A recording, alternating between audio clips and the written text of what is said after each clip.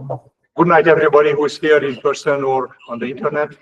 We are beginning our usual monthly program, and I would love to introduce Dr. Szabolcs Krónai, who is going to talk us about people's acceptance or lack of acceptance of self-driving technology. About our organization, Hungarian Innovators in Silicon Valley is a non-political organization for people, all kinds of ways involved in innovation. We have our meetings monthly, and you can find us at hungariansv.com. Separately, I would love to suggest to everybody that if they feel so, to please donate something to the local place who is actually giving us this room. I will do some of myself. Every little bit helps. Please put your donation over there by that cashier if you wish to do so. And with that, please help me welcome Dr. Krónai. Thank you very much. Good evening, and thanks for the organizers for having me here, because it's a really great honor and a great opportunity to be part of the community, and also to have the chance to present about our research team and about the topic that I truly fell in love a few years ago. And this is self-driving cars. And now I'm going to talk about it from a society perspective, from a human perspective, and less about engineering or IT perspective. Let's just start with a quote which says that the horse is here to stay, but the automobile is only a novelty of fate. It seemed quite logical at that time, and it was said by not a known one person, but the president of the Michigan Savings Bank, who was advising Henry Ford's lawyer, who wanted to invest, one of the first investors of the Ford company, and he said that just do not invest into cars because this is just a fad. And at that time, if you just see the comic here, it was quite common sense that it's impossible to come up with something which is more powerful, more widespread, better for mobility than horse itself. And again, there were bunch of arguments for these things. I mean, horse was there for a couple of thousand years.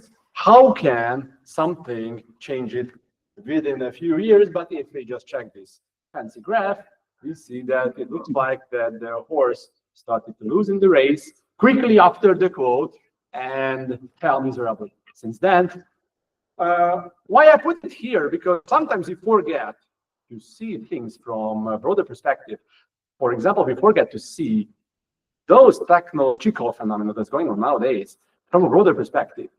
And self-driving cars is no exception to this thing, because on one end, we are watching it with astonishment that, oh, what great engineering and marvels are coming towards. But at the other end, we usually say, okay, but these are just come and go. I have my own car, and that's gonna stay, and all the other things are just fad.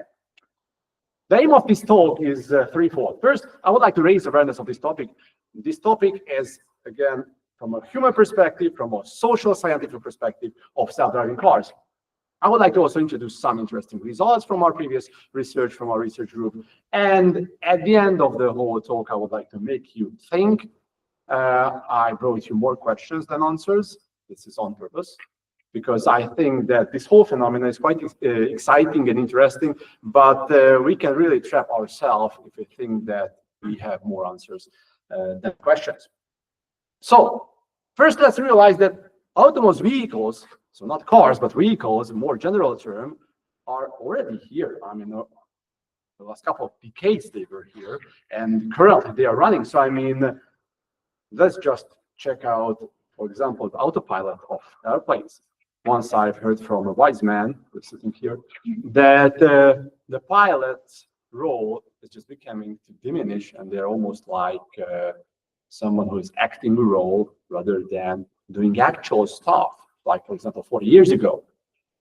But let's check the undergrounds of large cities from Singapore to Budapest, Hungary. We see that they are fully self-driven vehicles in this sense.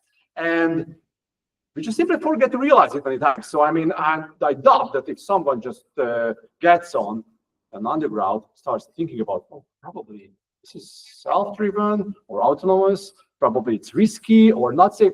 We just simply do our everyday stuff and everyday commute without thinking about in these terms. However, if I need to jump into a car, which is exactly the same methodology, but just a bit different environment, we somehow get suddenly nervous. No matter that self-driving cars are already used here. So I mean, may I ask the audience, and sorry for those who are joining us only online, I won't ask them to raise their hand, but they feel free to raise their hand back at home. May I ask you to raise your hand if you ever jumped into a Tesla? So if you have ever been as a passenger. All right, keep your hand, please. This is just some gymnastics. If you own a Tesla, yeah, still almost majority. If you have used FSD in Tesla, still a couple of guys. And okay, thank you. California is a special place. That's why this topic is probably the best suited here, and especially the Bay Area. But at the same time, we need to realize that this is actually happening. So I mean, FSD service, which is full self-driving, is covered almost 500,000 users in North America. And to be honest, I just arrived to the Bay Area 3 months ago with family. And before having a car, I just rented out one. And I was just not say no to a Tesla renting. And I rented out a Tesla with FSD. I turned on the FSD.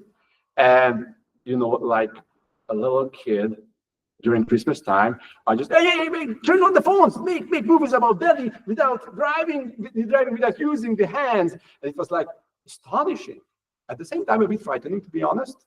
You know, having my kids back there, I just try to be someone who was quite responsible person. But again, at the same time, I was quite shocked that this is actually happening. And I don't know, I'm sure that you have used FSD in highways. Have you used FSD beta, which is the newest version, in city traffic? Wasn't it bizarre? I mean, that you are in city traffic and it changes lines. You know what?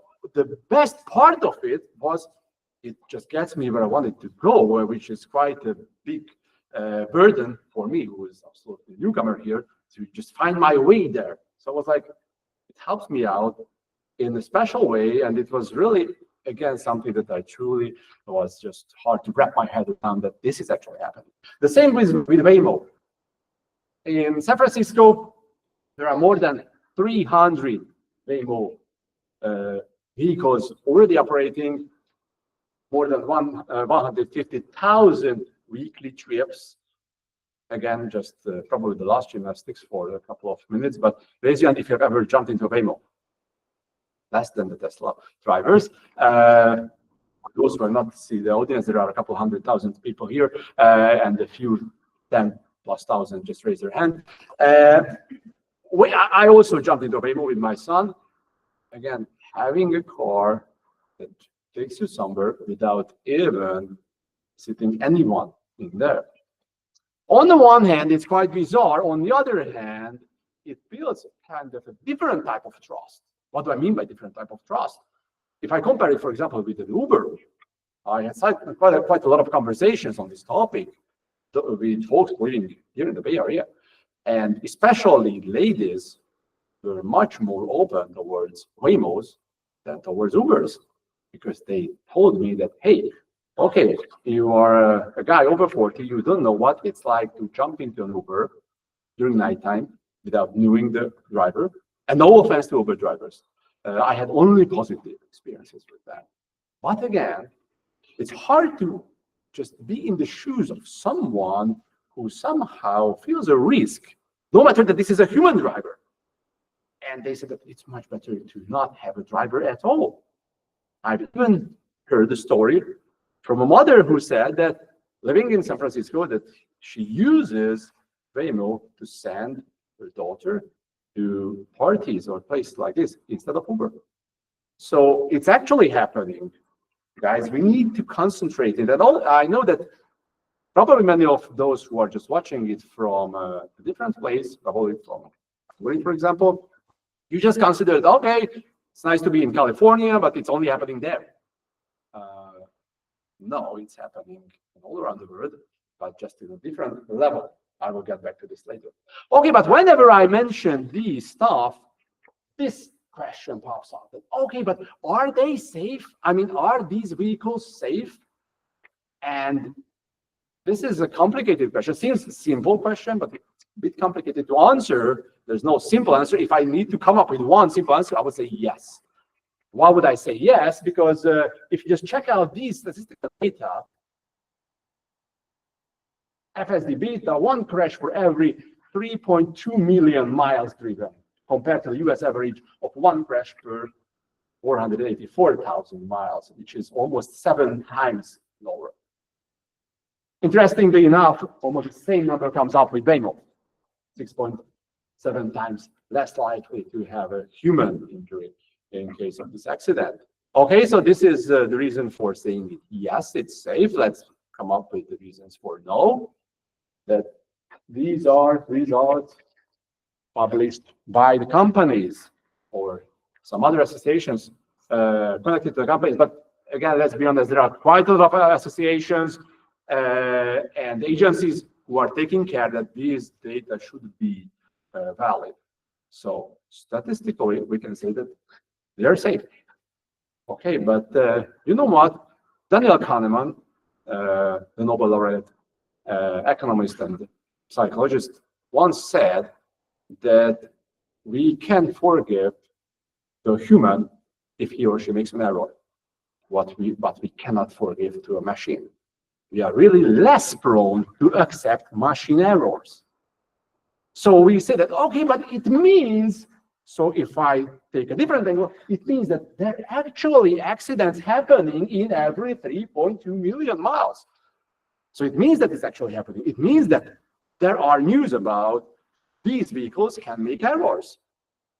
How? How can it be happen? How the legislators let this happen, that they can injure human beings? So completely different perspectives. And you know what? This is the thing that's happening now, and that's just a glimpse to the future, which is quite here. I just brought 2 vehicles which are somehow futuristic, somehow Tesla Cybercab. I'm sure that many of you followed Elon Musk's speech a few weeks ago about the future of Tesla, and then at this speech he introduced Tesla Cybercab, completely autonomous car, which will be available. Can you guess the price? Who thinks that it will be around $100,000? Over 50. He said that it will be around $30,000 or below. Again, let's just wait and see. But so it's not something so futuristic that, okay, this will be just available for those few billionaires. But it's something, again, that can change how we perceive self-driving cars. Waymo Zeekr, the most novel car of Waymo, they're already doing tests, completely zero steering wheels or anything that resembles to a car. Again, this is the future that's actually happening now. So I just throw at you quite different types of autonomous vehicles. Let's just make some order. I don't want to bore you with definitions. I would just like to highlight the different levels of this autonomy. The level 0 means that this is the car that my grandfather used to have. So the only automation inside was himself. Almost 0. Level 1 means that there's a driver assistance. Almost all of you who are having a car nowadays have minimum level 1 type of autonomous assistance. Level 2, actually Tesla is arguing that the FSD is a level 2 type of automation. However, it's capable almost level 3. What's the difference? In level 3, it's almost doing everything, but just needs some kind of control. So you need to be there, pay attention. If you are needed, you need to be able to intervene. Level 4, actually that's what Waymo provides, means that there's no one at the driver's seat. And level 5, this is at this level only in the future, but Zeekr and also Cybercab is meant to be this level 5 of automatization. What's the difference between level 5 and level 4? In level 4, there are some restrictions that under certain conditions, and these certain conditions means that in certain areas. So I cannot have a Waymo drive me back from here to Berkeley, unfortunately. But at the same time, this is a barrier that can be somehow tackled. Okay, so it looks like that the future is bright. The self-driving cars will change the world, and we are really just sit back and enjoy this interesting scene. But, and this is a big but, let's just stop for a moment. And let's just look back, not that far as like the horse and the car race, but I just brought you 3 good-looking innovations. At that time, they were really good-looking innovations. Let's start with the 3D TV. I was grown up in the 1980s, and I remember dreaming about having a 3D TV. Probably when I'm going to get old, I will have a 3D TV by the time. And you know what? Couple of years, or let's say a couple of decades later, it's there. Raise your hand if you have a 3D TV at home. No. Why? It's not that expensive. No. It's not available here. No. Why don't you have a 3D TV? It was a dream. I mean, everyone was waiting for 3D TVs. They are there and no one buys them.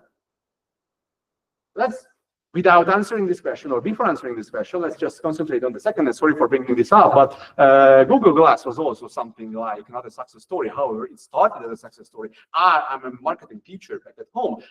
I used to teach about Google Glass that time that, oh, this is how you introduce something. If you want to see a really great introduction story, just Google Glass and how it was introduced, but just stop there and don't try to Google what happened afterwards. Everything was so built up that it was marvelous. And then didn't work out fine. But yeah, we usually tend to consider Apple as someone who always just hits and never misses, but there were a couple of misses from Apple's side as well, like Messenger Pad 2100. You know what? At that time, they realized that chatting and texting is actually something. Nowadays, if you have a teenager kids, you know that it's not something, this is everything. So texting is really that makes the world go round, at least what you see from the teenager's perspective. So the need was there. Again, it was a failure.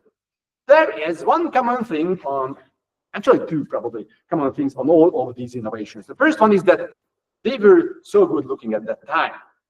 There were high aspirations, and everyone was quite eager to see the big boom. And the second thing is that they failed miserably because of mainly the consumption, lack of consumption, or the consumer's restriction or decision not to accept. So it looks like that consumer acceptance and social readiness are crucial. And I'm saying this not just because I'm coming from the field of marketing and consumer behavior. I'm saying this because if we look back, we see that a couple of innovations failed just simply because consumers were not open or not ready for them. There are actually 2 types of innovations or 2 types of source of innovation. One is called technological push, means that we are doing a new thing because we are capable of doing new things. The other is called demand pull. We are coming up with new things because there's clearly a demand for that. Just imagine cure for cancer. We call demand pull type of innovation. Push type of innovation, I don't know, Tamagotchi, if you remember, like this. No one needed a Tamagotchi before having one. And after, everyone just wanted to have another one. And these type of innovation I showed you, they are more like demand pull type of innovation. So again, theoretically, these innovations should work. 3D TV was a dream, and they failed. So it's not simple like this, that, okay, just pick a demand, come up with a solution, and it will work out fine. If it would be so simple, in that case, you won't see the 90% on the previous slide, which says that 90% of the innovations fail, and we won't need to consider that probably self-driving cars are also have a chance to fail. If we forget to take into consideration the consumer acceptance and social readiness, or to put it more simple, the human factor. There are quite a lot of aspects of human factor. I would like to just highlight 3 of them, and I would like to just dig a bit deeper into these 3 levels of human factor. The one is so-called status quo bias. What is a status quo bias? It means that we would like to have what we already have and keep it like this. Don't change. We are reluctant to change. The change itself makes us stressful. Okay, now you are having the same thing for breakfast for the last 6 months. Now you need to have a different type of breakfast. Why? I don't want to change. We don't want to change habits, for example. This is, the big trick with losing weight. But you just need to make a slight change in your habits. Okay, tomorrow I will do it. Not today, but tomorrow I will do it. We're reluctant to change. Innovation, adaptation, differences. What does this mean? We have different type of attitude towards innovation. Some of us likes them, eager to have. Some of us really reluctant to have them, want to keep all the old things. And emotional sensitivity. We are emotionally sensitive. We are emotionally sensitive, for example, to innovation. Now I would like to just one by one give you a bit deeper insight. Let's start with the status quo bias. This is quite a famous theory called the 9X theory by John T. Gurwell, published in Harvard Business Review early 28 or 29. And the whole core of this concept is that there is kind of a misconception from the consumer side and from the company side. The companies are usually overestimating the need for their own product. And according to this theory, they are overestimating generally by 3 times. While the consumers are overvaluing the existing products also by 3 times. 3 multiplied by 3. This means that 9 times gap between what we expect from an innovation to have an impact and what we really get. Once again, why? Overestimation on the company side of the products and its benefits, and some kind of overweighting the existing kind of products from the consumer side. If we just consider it from the self-driving perspective, it means that if you already have a car, probably you are overestimating the value of having your own car, driving your own car, having this full control of it, while the companies are overestimating the benefit of having a self-driving car. Human factor number 2, innovation adaptation differences. I think many of you have seen this graph, which is it's called the Rogers bell curve or innovation adaptation curve, or there are quite a lot of names of this. What's the sense? The sense is that we are differently approaching innovation. Some of us are innovators, really just some. I just invite you to try to categorize yourself, which segment you belong to. Innovators are open for all kinds of novelties. They are tech enthusiasts. They would like to try everything that's new under the sun. Early adopters are the ones who just cherry pick the really good innovations. They are open for innovations, but not just because the sake of novelty, but just because they believe in the benefits they provide. And the early majority means that, yeah, they can accept new things.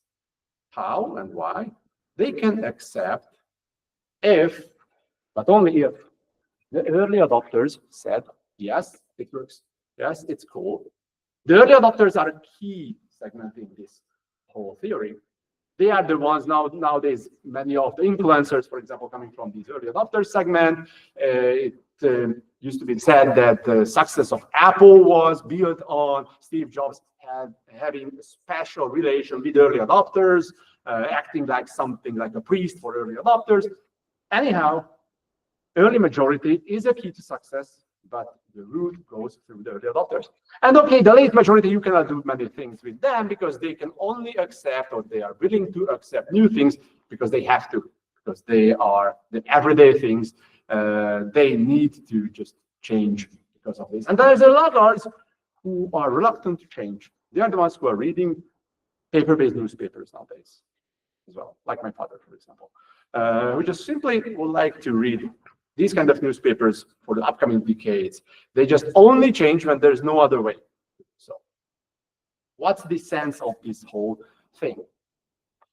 It says that there's a path here. there's a gap between early adopters and the early majority. And this is where the 90% of these innovations go down. This is where they fail. And this is really a trap, because when you come up with an innovation, first the innovators just jump right onto it, and you believe that, oh, it's happening. Actually, something's happening because there are some guests, there are some users, there are some folks who are using our stuff. And the early adopters are trying to catch it up, and if it's benefits enough for them, they catch it up. And now here is the moment where we are currently with self-driving cars. The early adopters, which is, as you would have seen, are walking among us. Those who are having Teslas and using FSDs, they are early adopters, and we can assume that, okay, we made it. Because I asked, it looks like that a bunch of folks already using it, so we made it. And this is a trap, because we are already just here. The early majority is still waiting for the decision, thumbs up or thumbs down, from the early adopters. We, in one of our research, that I don't want to get into the details, just highlight some things. We did our own categorization on this thing. We came up with 5 segments based on a quantitative research, and then later on a qualitative and eye-tracking research, just to give you an overview about how it can be adopted to self-driving cars. We can identify open-minded adventurer segment. It says that it's a segment which is predominantly young men who are the most open and looking forward, for AV stands for autonomous vehicles. So they're looking forward this thing. Early adopters and innovators. Uncertain optimist. The segment is mainly young women who are open to autonomous vehicles and curious, but not as dedicated as the previous segment. They are just undecided yet. This is the first part of the majority. Reserved observer, who just stands there, generally hesitant about autonomous vehicles and waits what will happen. This is the bulk of the early majority. Then mistrustful adopters, they are less interested and would only try it when it's become widespread. Typical late majority. And traditional rejectors, mainly older and predominantly female segment, who are most dismissive of autonomous vehicles. Again, just keep in mind that this was built in a quantitative research.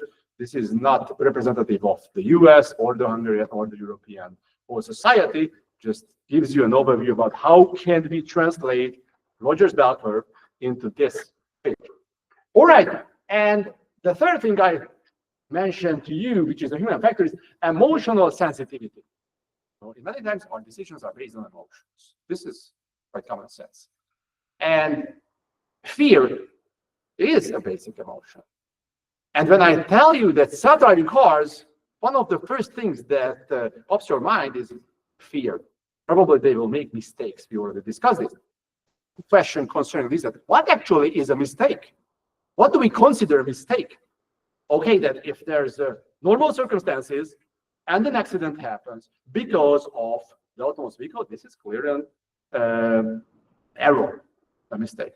But what if there's something happened and there's no way out? Something bad will happen.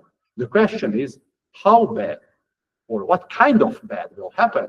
I don't know if you've heard about Moral Machine, which is really an interesting thing. I'm sure that you're going to try it after I tell you what's this. This is like an ongoing experiment by MIT in Boston. And this is open, so you can also try it. It tries to understand human morale by giving you always 2 options. It always starts with, there's something bad happened with the car, there's no brake, the car will hit one thing, either A or B thing. Decide the car should hit A or hit B. I will give you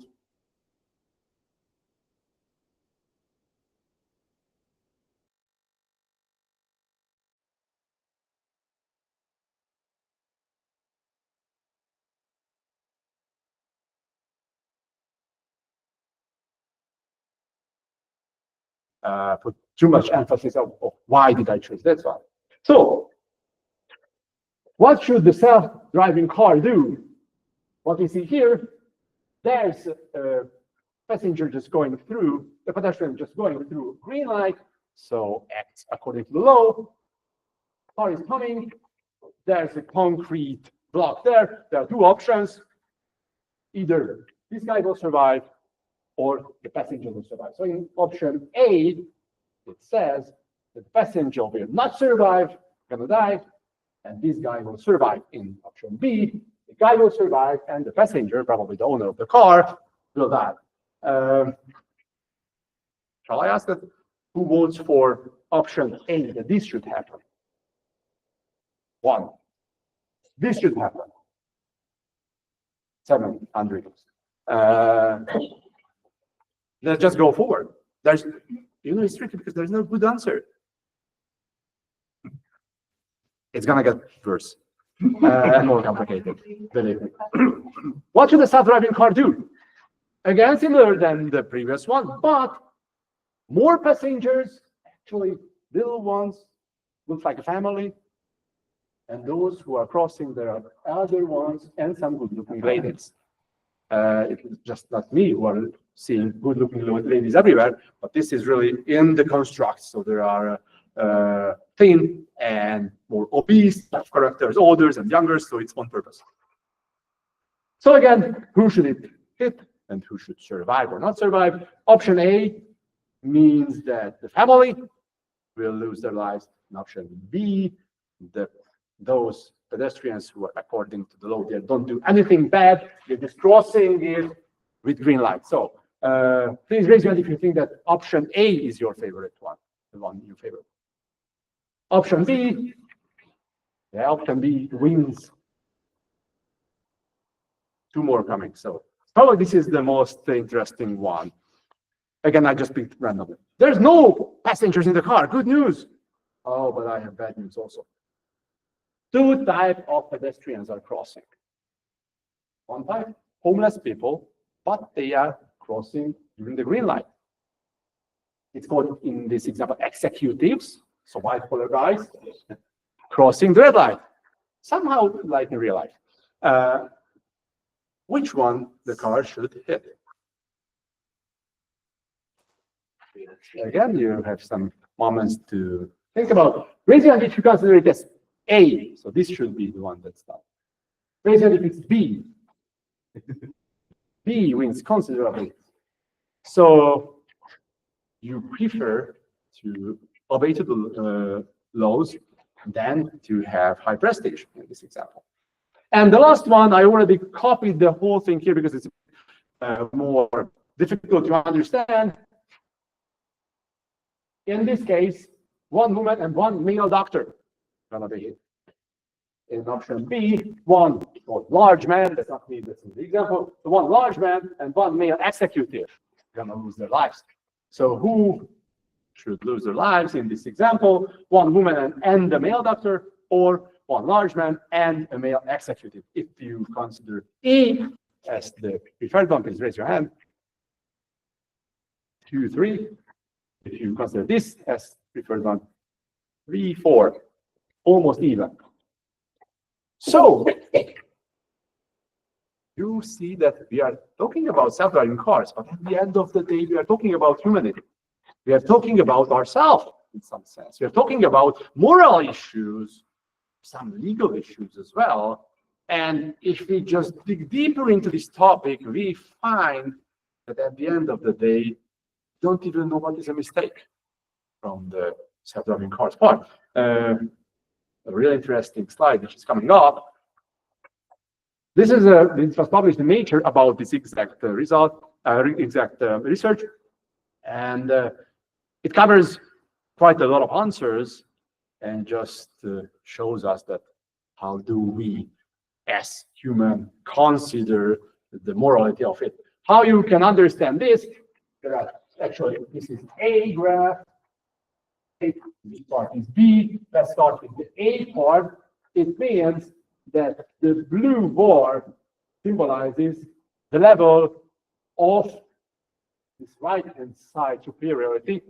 It means that, for example, preference of action is rather inaction, so rather just stay in line and do whatever happens, and less favored one is to just change direction. So I just make it for more easy for you.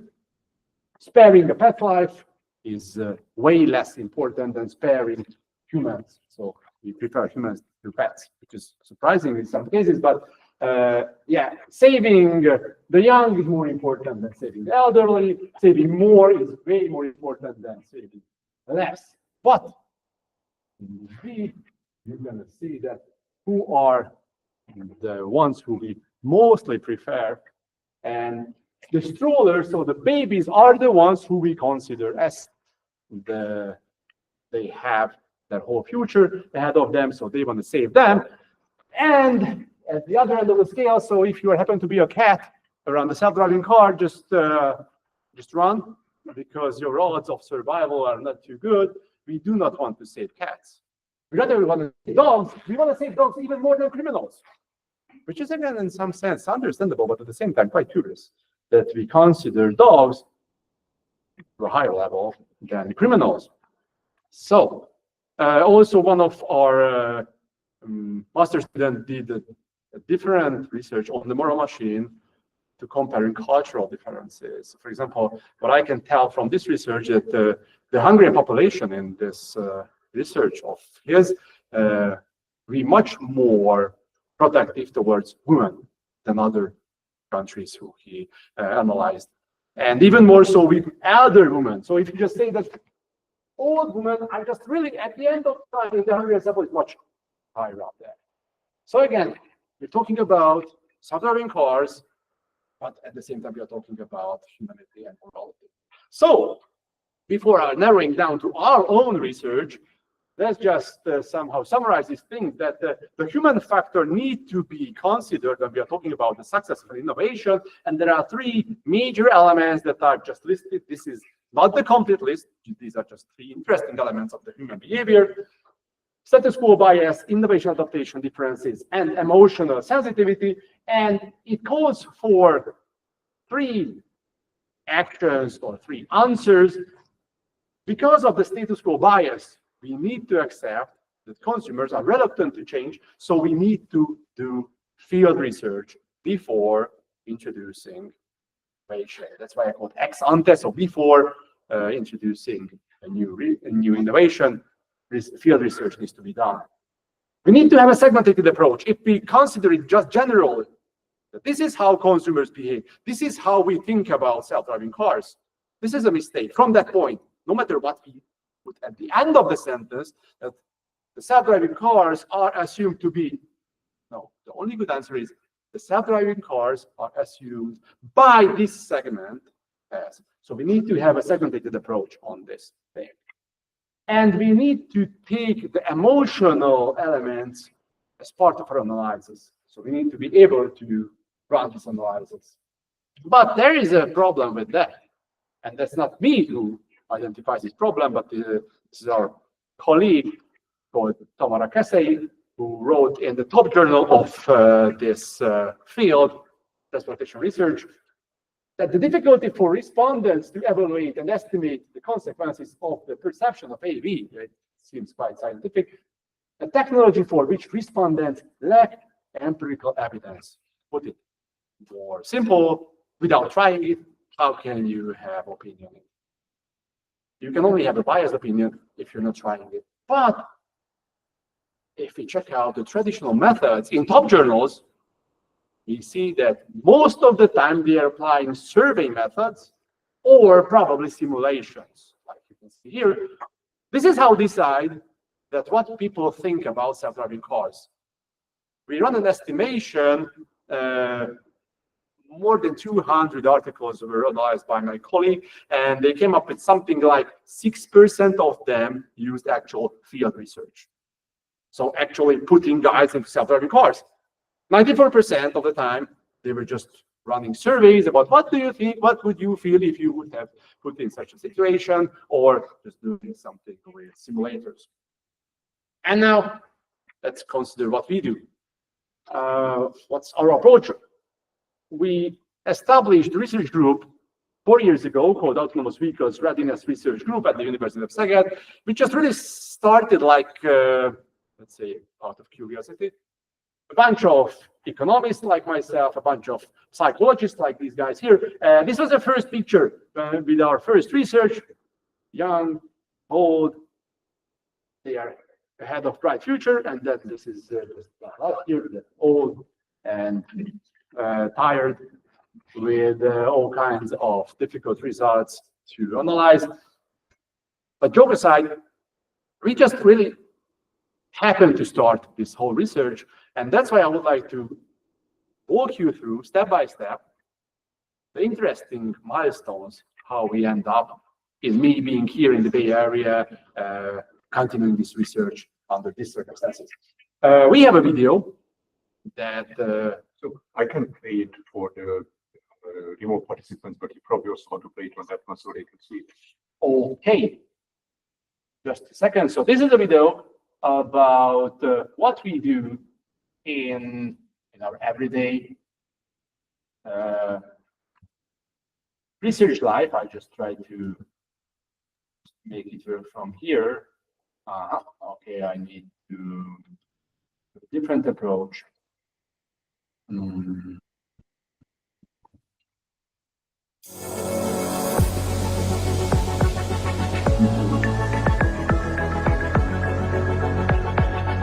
So this is just 2 minutes, 5 seconds.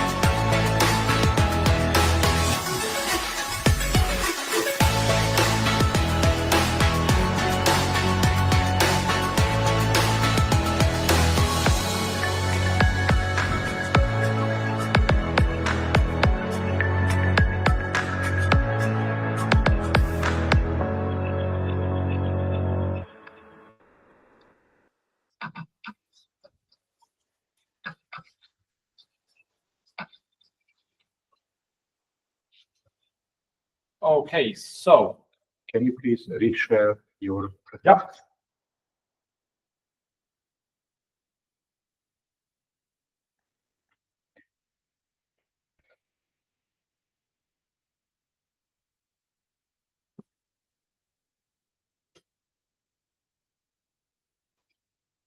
Yeah. So this was in 2 minutes what we do, and I would like to just get a bit into the details without boring you with too many technical stuff or too many scientific buzzwords. So generally, we would like to answer this simple question: that how do first-time passengers cognitively and emotionally react to rides in level 4 self-driving cars? So first-time passengers, why? Because this is really the first and most crucial moment. Because if you have already tried it, you just some kind of habituation happens, you just get accustomed to this whole thing. But for the majority of the society, the first time event is the barrier that they don't want to cross. Cognitive opinions, surveys are perfect for this. Emotional reactions, that's why we need sensors, and real L4 level. You remember when I was talking about the levels, and L4 means that under circumstances of their own, they are doing autonomously, fully autonomously. We're using questionnaires, as I mentioned, and these are the sensors you could have seen in the video. What are these sensors? So it's called EEG, so brainwave monitoring is happening. We already have a better EEG device. This one than what you could have seen in the video. Eye tracking glasses, these were the, just probably you remember, different colored circles were moving around. This is the end result of it. So when we're analyzing, we can put all the eye movements into one thing and just shows you what do they see. But more interestingly, the size of the pupil size, the time what they spend on one thing and how fast do they move their eyes. These have some psychological backgrounds that all of these things somehow paints a picture about your emotional state. And we can guess about your level of arousal, so how excited you are, positive and negative excitement as well, and how comfortable you are. And galvanic skin response, you probably heard about this, I don't know, crime movies when they are detecting liars. Heart rate monitors, all of you who have smartwatches have similar heart rate monitors, and also some head movement cameras, which is probably the most interesting thing in this whole stuff, which is cameras like this, but just a bit more expensive, that can grasp faster movement. Because if you are sitting in a car, probably you don't even realize, when there's a curve coming, you start, if you are present there, if you are quite relaxed and focused, you start to move your head before the curve happens. You are just preparing yourself that something will happen. If you are anxious, you're looking all over, your anxiety level is through the roof, you just forget to do this, and you are not preparing yourself for the curve, but just you are reacting later on. So when it's already in the curve, you just realize and started doing this. Again, these are multiple points, multiple touch points, multiple research points where we are measuring. And the uniqueness of our research is we can combine these touch points into one, merge them into one database, and point out how the level of the arousal is measured by these different types of sensors. So if we just take one sensor, many times we cannot identify what's happening. 2 sensors probably better, but 4 or 5 sensors makes us to be able to have much higher validity. And we're just analyzing with comparative elements. What do I mean by this? It's when I ever say that these are kind of neuromarketing methods, it's really just buzzwords. And if I want to get into the newspapers, I usually say it's neuromarketing because it's okay in the headlines. But many cases, it's just simply false assumptions that I can identify your state of mind here or state of mood here. I'm not able, without even with having these sensors, I'm not able to identify your current mood only if I compare it with something. If I analyze your current mood and then I start dancing, probably that will be change because I'm not capable of dancing really. It means that probably it will change. You will feel more comfortable because you think it's funny. So we need to compare. This is important in order to understand what we do, that we can only compare. There's no one-point analyzation. I would like to briefly introduce you 3 studies, really in just a nutshell. This is how it started. 2021, airport of Szeged, not the most famous airport in Europe. We used the Tesla Model X, which was something there that time, so it was really a novelty, with 40+ participants, and we just had a chance to close down the runway and use the Tesla for going 2 rounds, 2 laps in the runway. 1 lap was human conditions, so it was driven by a professional driver. You can see the view of the professional driver here. And then later on, the professional driver just put the arms behind the back. And at that time, you could have fooled the Tesla with some coins. Probably you know the trick, which is not possible anymore. But at that time, they just used this trick that without touching the steering wheel, Tesla just did around in the runway, and we analyzed what do they feel. This is how it looked like, and yeah, this is good-looking guy with a belly who seems to don't understand the thing. That's me. The result, in a scientific manner, so significantly narrower multifractal spectrum means that they are, this is with the eyes, means that they are not really looking around, but they are just more like an animal who is just frightened. Significantly less positive affectivity and slightly enhanced arousal. You can also see there. What does this whole mean? It means that experiencing autonomous driving is exciting. That's why you see that the arousal level is higher, but less comfortable. That's why you see that affectivity is lower than the human driver. The thing, we only analyzed 40%, which is almost like nonsense from a quantitative perspective. However, in the field of psychology, this is a large enough sample size. The big thing is not that we were able to come up with this thing. The big thing, we were able to test and validate our method. And why I say it was a big thing, because it was recognized even by top journals like Nature Scientific Reports. We were able to publish an article, and also at the national level, probably some of you knows what HAVEG is, they also just started to catch this thing up. At that time, again, we just did it for pure curiosity and without any funding at that time.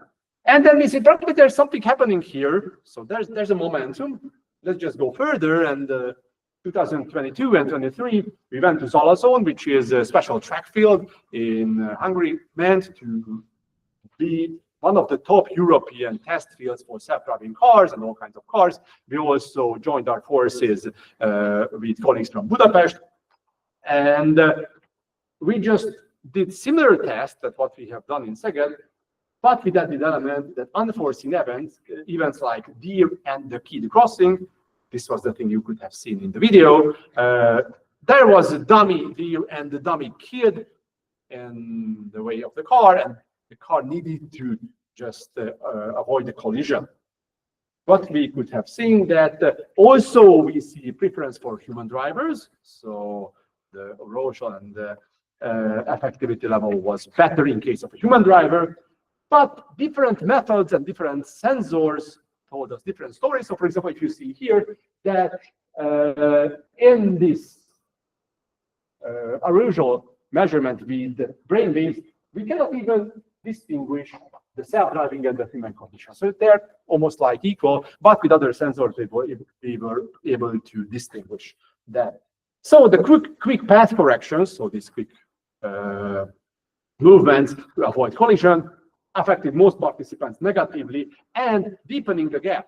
So I mean, how to translate it in more simple format, when there's a risk, you trust even less the car and you trust even more the human driver, which is again quite crazy because the reaction time of the human is way, way worse than the car. So it should be, intuitively, it should be exactly the opposite thing. So it's absolutely counterintuitive thing.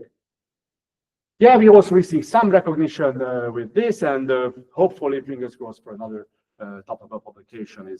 Seems like it's accepted.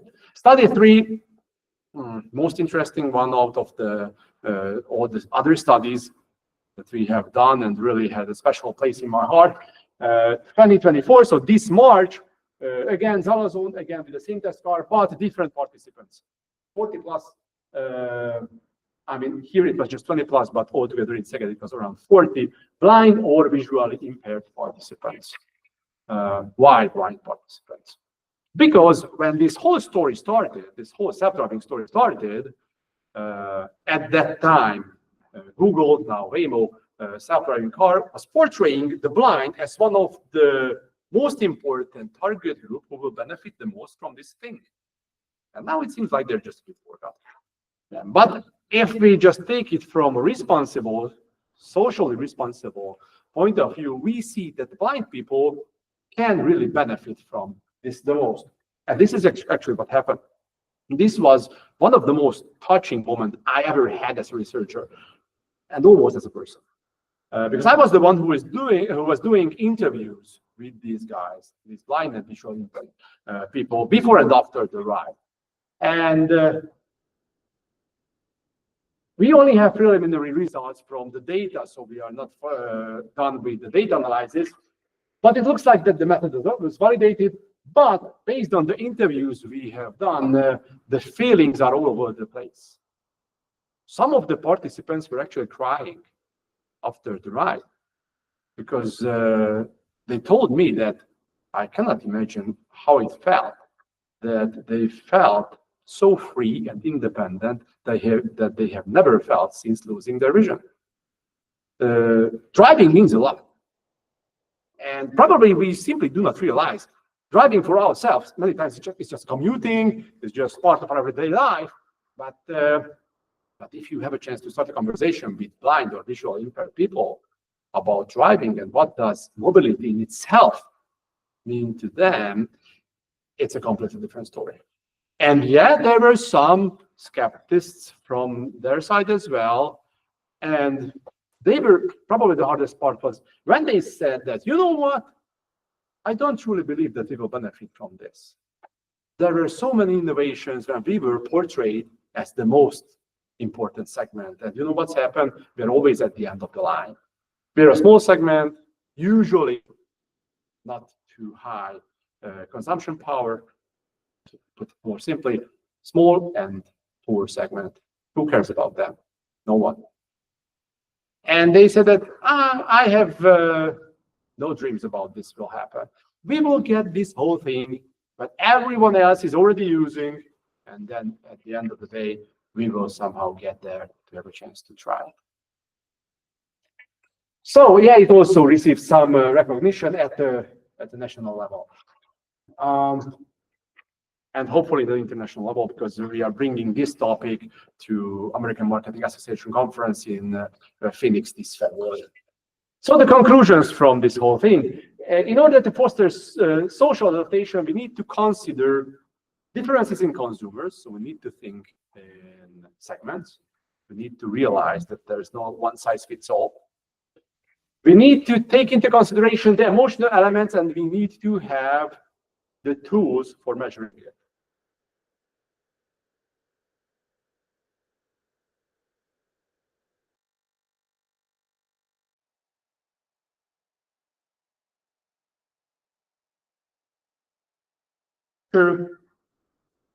Generally, how can we ensure self-driving cars are as socially ready as they are technologically advanced?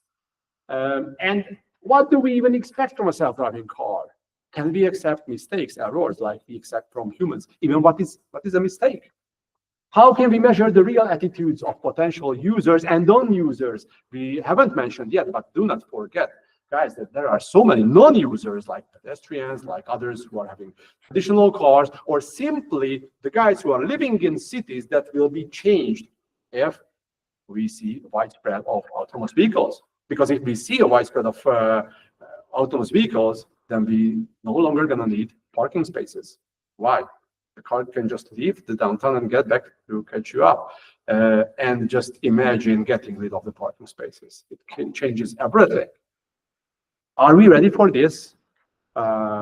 We also have a branch of our research team who is analyzing this from an urban planning perspective, but also interesting question. And how can we educate the society properly? I believe we need to put a lot more effort into this. Just check what's happened in the last few days and the last few years, that we're just throwing on innovations in the society, just about ChatGPT as the latest example. Were there any kind of social level education about that? I haven't seen much. It was just thrown into the society and there's yours, use it. And good luck for all the teachers, researchers, anyone to just try to play catch up with this whole thing. That what can we even accept as a scientific work? What can we accept as a final thesis? What can I accept as a report in a company? We were not ready for this. Responsible innovation perspective would mean that we need to take this into consideration. And we are confident that we will learn a lot about not just about the car, but about ourselves realizing self-driving cars. So I invite you to join this conversation. Thanks for your attention.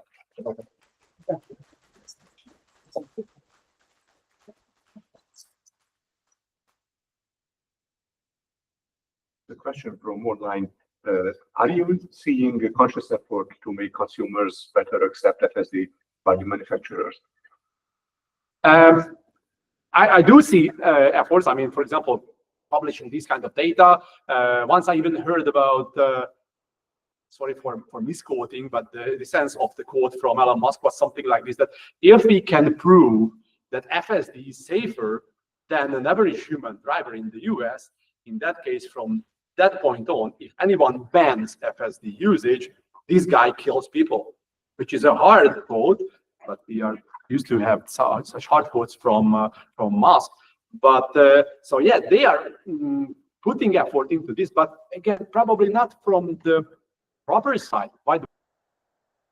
That we are not ready for even understand what's the problem in many cases. So why they are reluctant to use. So simply just throwing numbers and statistical data on them and saying that it works, just understand it works. Okay, many of them said, okay, I understand it works, I have seen, but you know, I'm afraid. I'm still afraid because this is a feeling. This is not a cognitive thing. This is an emotional thing. I'm afraid. And probably if we understand better this emotional, we can say then that, okay, you know what? This is the most frightening thing for the first time usage. For example, a quick change to avoid something, but just try it in highway or in city environment. So we need to first understand the problem itself, and then we can prepare the potential customers or consumers how to deal with it. But I see that there's lack of effort paid on or put on understanding the problems, much more effort just simply on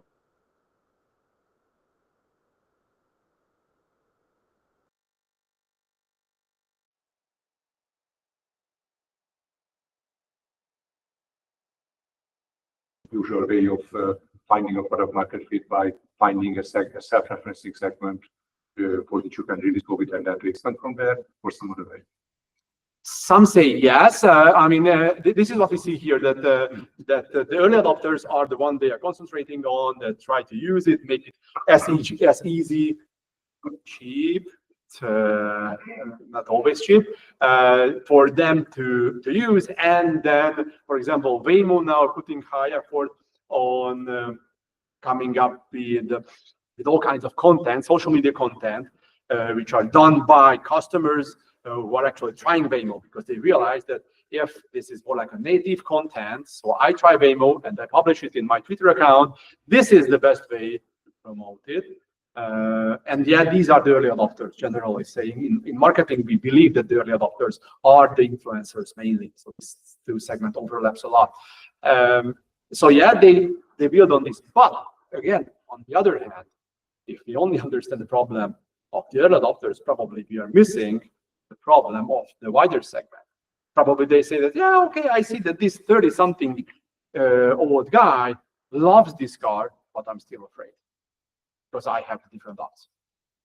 Question is that how did you, or is it possible to somehow monetize the fact that that was on a test track, there was still a human in the car, so the actual guy, the delivery measure, probably he or she knew that cannot really go wrong. Or you have methods to somehow factor this thing in. That so that's asking that how do you maybe project this as a situation when it is really that if something goes wrong, it's going wrong. So you know what I say. This yeah, I understand. Becoming the real life. Maybe it's possible, maybe not. I don't know. Great question, and I even make it more hard for us. I repeat the question. I don't know if it was available to be heard online. That how can we factor in this field research that the guy who is sitting in the car actually knows that this is just a track. There's actually a driver here, and I even go further. How can we say that this thing what we measure with all kinds of sensors sitting like there, and you shouldn't move your head too fast because in that case the eye movement and the EEG device will go wrong, that this is so unnatural thing. How can we have any kind of result that we can say that, okay, we make assumptions on real life based on this? Yeah, this is a bias we need to take into consideration, but many times these biases are coming with these kind of psychological researches. So I mean, this is similar than from the field of marketing, when we say that we are measuring if you would buy a thing or not by giving you fake money and you have a chance to buy a product. And one can say that, okay, this is fake money. How can you have estimation? But they say that because we put together models with fake money, these models made predictions and we tested in real life and it looks like it works. So the model are always losing something from real life, and this modeling thing has so many artificial elements in it that we need to take into consideration. And this is a limitation. I don't want to say no, but that's why we are doing comparative elements, and we don't say that now you are relaxed, but we can say that if something happens, we can measure the difference, and we are able to identify that you were stressed, I mean, with these sensors, and you were aware of a close track in both cases. So the difference in what we measure is really should be, or mainly should be, the result of the things that changed. For example, was autonomous versus human behavior. But just to add one thing, just interesting nugget, I was so surprised that many cases, the ones who were the most relaxed, so where we were not able to really identify differences, were not the passengers we expected to be. So for example, ladies over 65, they were like quite relaxed there. And I was just having a conversation after them, and one of the most funny answer I was ever given was coming from this lady. I said, you said, and if you have seen, it looks like, at that time before the analysis, it's just estimation, it looks like that you were relaxed. And she was like, yeah, why not? Have you ever been next to my husband as a passenger? You would be relaxed. This car drives way better than my husband drives. So I mean, and in other cases, again, just let me share just two funny things. In one of this research in Szeged, we wanted to go outside of the box. And you know, most of the cases, almost all top-level publications are doing research on one and only one target group, university students. They are the most researched target group on the planet because easily reachable. So all these researches are done on university students. If not university students, then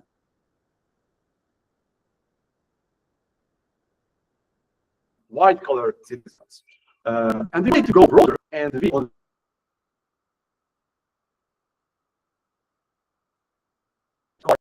did the last analyze, and just imagine really big guys full of tattoos, completely bald, over 50, and before interview, so before getting the car, it's like, who cares, who knows? And then after the ride, he was like shaking. It was the thing, completely different than I expected. So even in these articles,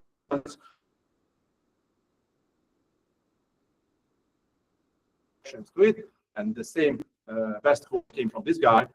Again, white-collar researchers putting together questionnaires without real wisdom.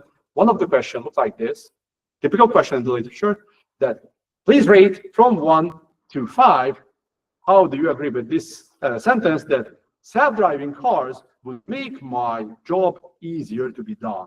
So again, you imagine yourself doing your computer job while the car is commuting to work. I asked this guy, at that time I was also the interviewer, that what do you think that this self-driving car would make your life easier, or your work would be done easier? I was like, I work, you know, I'm digging graves. So how can a car dig graves? I was like, okay, jump to the next question. So again, it's really worth to go out to the field many times, researchers. You will see some different things that you see it behind the desk. There's another online question. As far as you know, has there been studies done about people's attitudes towards autonomous vehicles in neighborhoods where they have been used for a while?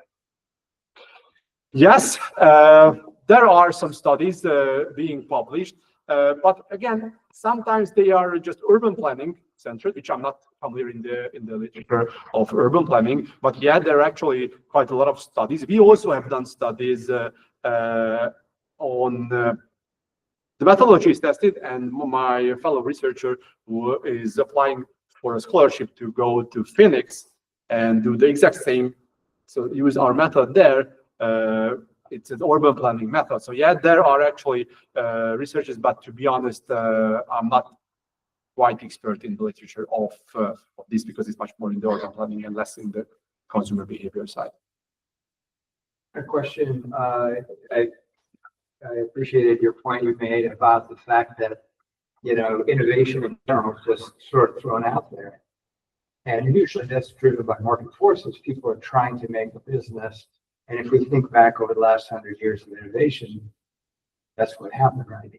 And most recently, things like the internet or what have you, or surgery, robotic surgery, or now there's a whole bunch of autonomy going on in the military, or, there's all kinds of innovation and very little thought about, I think in general, thinking about what you're raising here, the people that have to adopt this. I guess my question is, who are the consumers of this? Because I don't think the companies are going to change, right? The companies that are innovating are trying to get people to buy their products as fast as possible. You don't see Tesla slowing down. In fact, they were very rapidly improving the self-driving capability. You could argue faster than society was ready to take it. And, I'm just curious, who are the consumers of this kind of data, this kind of insight? What do we do with it? Really great question. Let me just answer in two parts. The first part, I would like to also raise a counterpoint, because this is a counterpoint to my argument as well, that I truly believe that these innovations can be harmful without proper education, for example, and we are running too fast. But on the other hand, probably if we are slowing down, this will have so significant economic consequences that can also have a negative effect. So yeah, I'm arguing about being much more responsible, but at the same time, I realize that there are risks involved also with being too responsible. The other part of your question is that who is these consumers? And in many cases, the policymakers and authorities should be the ones who are just putting more pressure on the companies. And we have seen quite a lot of good examples in the field of environmental protection. So, I mean, the environmental issues were taken into consideration in the financial system and financial market, and that they actually are forced to have environmentally cautious practices. And this is really a thin line and a sensitive question. I don't want to get too much into this, but if we would put as much effort into the social responsibility field as we put in the environmental responsibility field, probably we could have even higher return rates. But again, I don't want to be, skeptics about all the environmental issues we are facing with. I truly accept it.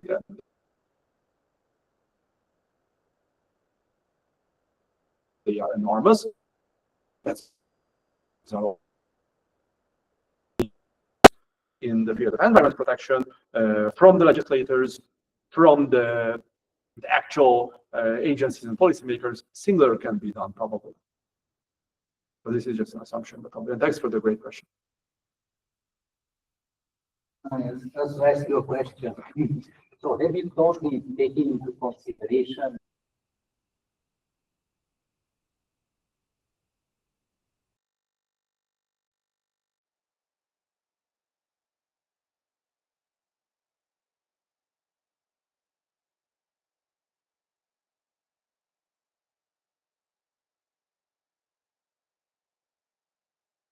I would perhaps not the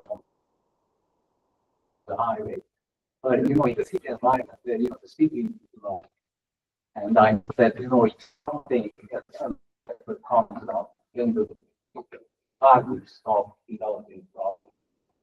Thanks for a great question. Again, I just repeat that, did we take into consideration the speed and how risky it feels to be riding in a highway in a Tesla for 70 miles per hour, and how less risky it is to be in a Waymo with 30 miles per hour in San Francisco, for example? I have quite, how to say, pragmatic answer to this, that we needed to have so-called IRVs. So we needed to have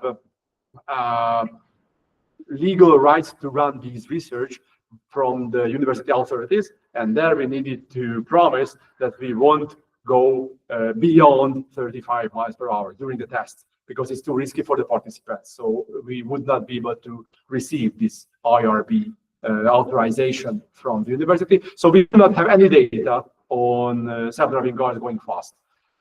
In the literature, we can see that there are two kinds of segments based on what do they are afraid of most. One of the segments say that they feel quite comfortable using self-driving FSD, for example, in highway. No quick changes like pedestrians or tram or bus coming. So everyone just going straight line, but there's no crossing, no left turning, which is, left turning, which is quite a bizarre thing in the US generally. But left turn is really the Achilles point of Tesla FSD also. So there's no left turns, for example, in case of highway. So one segment believes that, okay, it's fast, but at least there are limited type of events that can happen. And that's why I feel it much more safe. And I feel the city environment much more risk because of the left turns, because of all the other elements that can happen. And in the city environment, there's red light. Sometimes I even was in a Waymo when it passed the green light, passed the yellow light, because it was, at that moment, I think it was a wise decision. But it was just doing the thing that I would have done. That, oh, let's just accelerate it and not just push the brake. So yeah, it's risky to be fast in the highway, but on the other hand, it can also be risky to be in the city because of all kinds of different circumstances that can happen. And in the literature, there are two kinds of segments. But yeah, speed is a typical thing that makes it risky, but we were not able to measure. And unfortunately, I believe that in the near future, we won't be able to test it, because these IRB permissions are only given out if it's completely safe. So we need to promise everything that no one gets hurt and even not stressful for the passenger. And that also goes back to your question, that we are not able to, for example, hide that there's something is coming, or cannot do risky things like, okay, now it's self-driving mode. Even in case of the blind participants, we needed to tell them that, okay, now here comes the self-driving part. And okay, now it's ended. Now the operator just tapping the wheel, and now from this moment it's human driver. No matter that it could have been a jolly good moment, check out whether they realize that it's autonomous or human driver, but we were not allowed to do so. But thanks for the question. So it's really important. Yeah, I have a question. So regarding the self-driving car versus the human driving, right? Is there any study, or do you think it's worth to study how the society's point of view once we see a car accident? One is the human driving versus the automatic vehicle, right? Is there any study to say that, say the law enforcement, will the law enforcement take side on which one? If that accident is very hard to tell whose fault, right? If it's very obvious, then it's no point to this kind of study, right? But let's say it's really hard, for example, almost the same time, run on the stop sign, and cannot tell who should take the precedence of the road, right? And then somehow hit each other, right? And then how, once we have a law enforcement, the police comes, and will the, I have no idea, will the police will subjectively take side or prejudice on the human driver, or vice versa, right?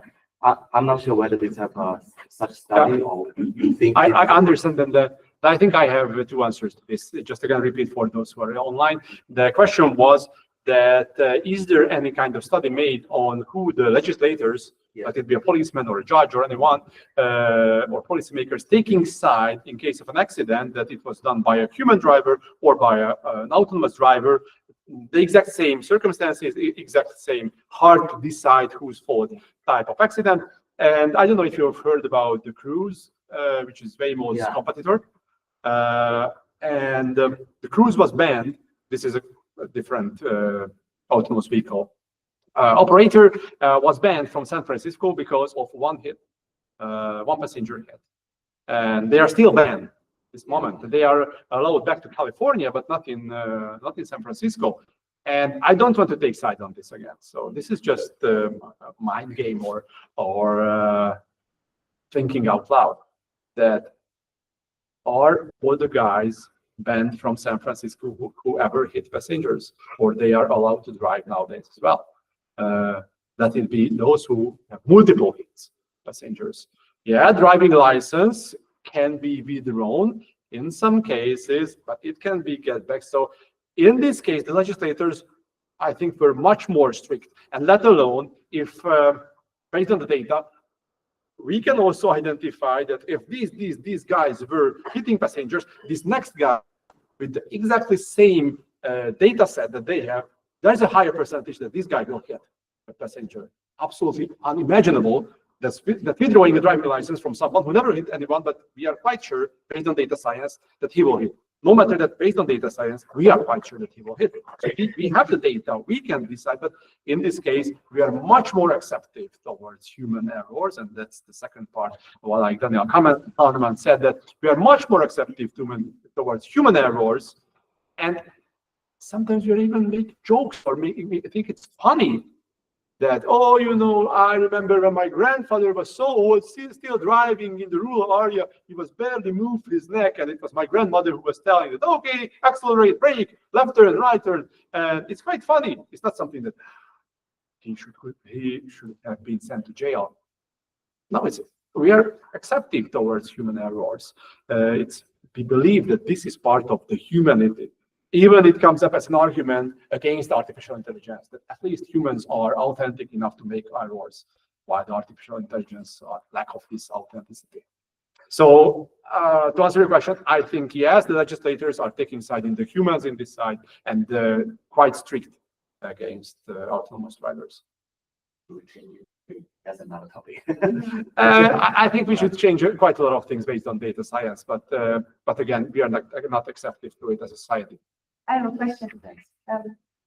Could insurance companies use this data and these findings? You mean that, for example, they offer lower insurance rates for? If you take an exam or training based on this research, then you'll get a better rate for insurance? It sounds smart, sounds something that I would sign up for, but I have my doubts about insurance companies, no matter that they are the ones who are really building on data science. So, I mean, they're open for data science because monetary, they see the benefit immediately. Probably they can play a more important role in this than, for example, what we thought previously. So thanks to the great comment. It might be a good business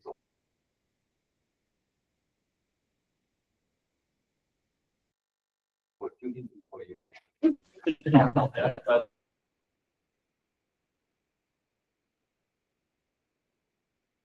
Yeah, I think we can't raise based on actual electric driving data for individual.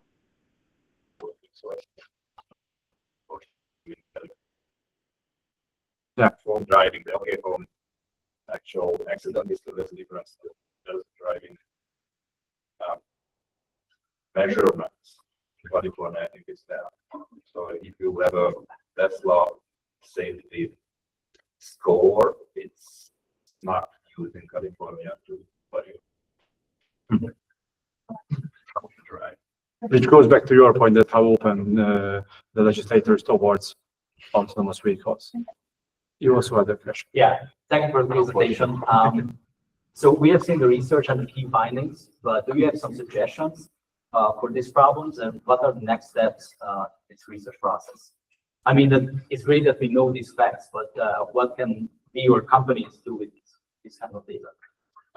First and foremost, we would like to highlight the human element of this whole story, because the narrative around autonomous vehicles is all about the sensors and the legal aspects, probably the moral aspects. This is the most human element in conversation, but we are really missing the point of the afraid and the fright and anxiety that comes along with this. So the main suggestion is, before putting all the efforts on the sensors and all kinds of stuff, don't forget that actual human beings are going to be your or their potential customers. And what I mentioned already, that instead of simply shouting, try to listening as well. And this method, we are still, you mentioned these are facts, or I don't consider as such stone hard facts. These are measurements. All kinds of research measurements have their limitations. Our aim is to put together a methodology that can be used for grasping these kind of emotional reactions. So we are content if we come up that, okay, the measurement works. And we don't fool ourselves that based on, I don't know, more than 100, but less than 200 measurements, we can say that, yeah, we know this for sure. There are quite a lot of individual differences, etc. But so first, highlighting the human element, then second, highlighting that different measures required than simply surveys and simulators. Rather, go to the field, use sensors, and use actual field data in order to decide. So these are the two main takeaway messages. And thanks also for clarifying and great question. So if there are no more questions, I'd like to thank you very much again for the fascinating presentation. Thank you very much. And just a reminder, please take a look at HungarianSC.com. That's where we advertise our programs. We usually have our programs monthly. And again, a reminder, local organization for them giving this wonderful room for us for this purpose. Thank you. I'm going to stop the recording. Thank you very much.